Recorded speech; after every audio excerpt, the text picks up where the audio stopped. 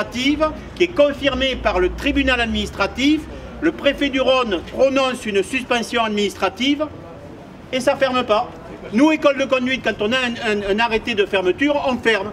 Nous, ce qu'on demande, c'est l'égalité. L'égalité de traitement entre tous les acteurs. C'est pas compliqué quand même. C'est vraiment la solidarité donc, du CNPA, de cette région Auvergne-Rhône-Alpes, qui va accompagner l'intersyndicale aujourd'hui afin de faire respecter les textes de loi.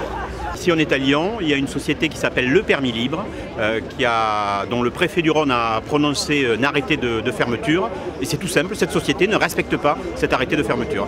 Alors on est là pour faire entendre une chose importante. Dans l'enseignement, on ne peut pas faire du dumping social. Les écoles en ligne, c'est ce qu'elles font.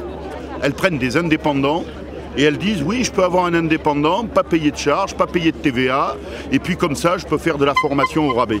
Eh bien non, il y a eu un procès. L'URSSAF est venu contrôler la société Permis Libre, qui est une école de conduite en ligne, et ils se sont aperçus qu'il y avait du travail dissimulé pour 49 enseignants, ce qui est énorme. Si ça avait été une école de conduite ordinaire, dans le champ, il y aurait eu fermeture. Et c'est ça qu'on veut rappeler.